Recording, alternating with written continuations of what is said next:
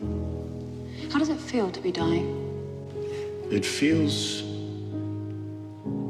like all these beautiful pieces of life are flying around me and I'm trying to catch them.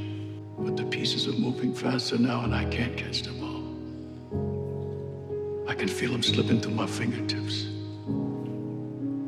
And soon where there used to be my granddaughter breathing and my son laughing, there will be nothing.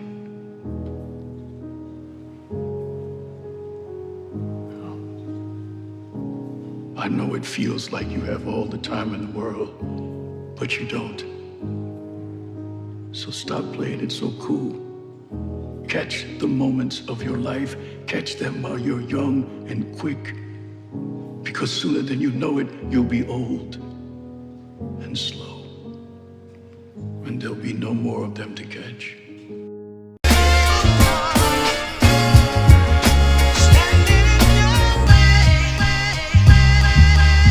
Now I will never be your hater, I'm your biggest fan. I hope it falls into place just how you planned it. Life could put you in a pickle, just make sure it's kosher. Lean on me like Bill Withers until you smell the roses. What's happening, fam? L.A.R. movement still moving. Subscribe or die trying. You see the thumbnail. You see the link. Live your life while you got a chance to. And I'm not saying I don't believe in the afterlife. That's not what I'm saying. But life is shorter than you think. It's a long time if you're living good, you're healthy, you're living right. But there are moments that let you know it's shorter than you think, right? So there comes a point where you got to ask the question, like, how can I say this? Should I even have a bucket list? If there's things that I want to do, am I actually preparing to do them? Am I actually like, okay, well, I want to do such and such. Am I actually am I treating my bucket list like a fantasy of things that I might do? Or am I treating my bucket list like goals? Like, okay, I'm gonna do this by this time. I'm gonna work my way up to get this done. I'm gonna make sure I'm healthy so I can get this done. Because 9 times out of 10, what we're doing is we're not actually living. And in that, we're more so playing around. And I never thought about it, you know. I gotta say that my lady is she's like, yo, we got, you gotta do some things to live. Because for me,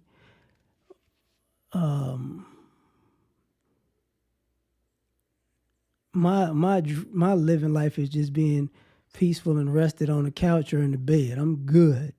I ain't gotta go to. I ain't gotta do nothing. I can when I take a vacation from work, I stay home for the most part. I stay home because that's where I really want to be, you know.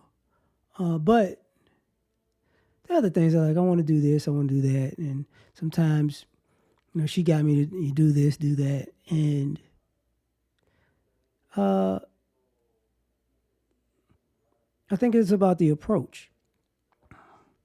Because if you approach life like it's a bucket list, I got to do this, I got to do that, instead of just living and go, hey, I'm going to just, you know what, I'm going to do that. And instead of saying I'm going to do it one day, just say I'm going to do that, soon. It probably will be more of a help to your life than a hindrance because, and I've said this before, when people who've lived a good life or righteous life, I've never seen or heard someone who's lived a good life be scared of death. But also in that, people have had regrets, but for the most part, they've been like, listen, I did, I did the best I could. Now, we all have regrets, but don't regret, if your biggest regret winds up being you didn't actually live your life the way you thought you did or wanted to, that's horrible. That's horrible because I can say that's horrible. Like there are things in your life that you might want to do, and the issue might not necessarily be that you didn't do them. It's that they weren't as successful or as great of an experience as that you wanted, but you did it though. You get what I'm saying? So, as he said, man, catch those moments. You know, there's no time better than the present, and you got to learn from things in the past. You know, and don't compare yourself or compete with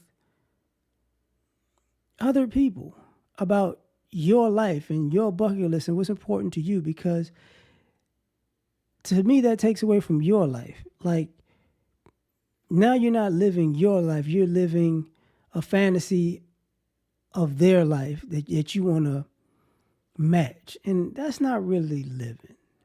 That's just not. You know, for some people it is.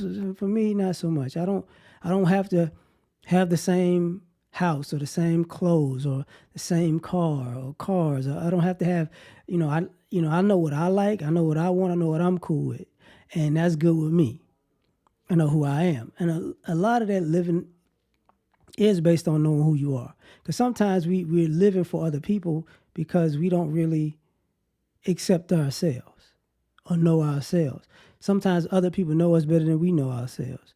And you can't really fulfill and enjoy your life if you actually not comfortable with you. You get what I'm saying? If you actually not comfortable in your own skin and with your own self and with your own thoughts, it's gonna be a hard road, man. It's gonna be a hard road, and nobody can help you with that. Unfortunately, it's sad to say this to you, but nobody can help you with that. You're on your own with that.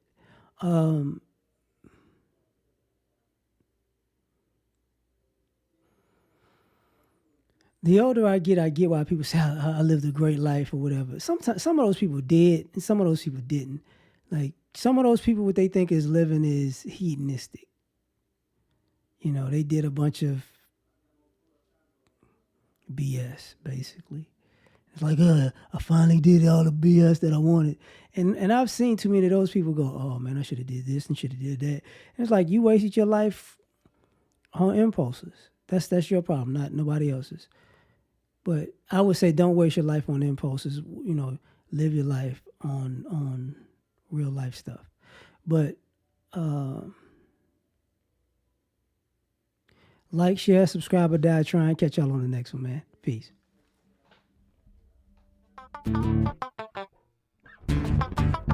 You ever been at the top of the universe? I'm gonna tell you that.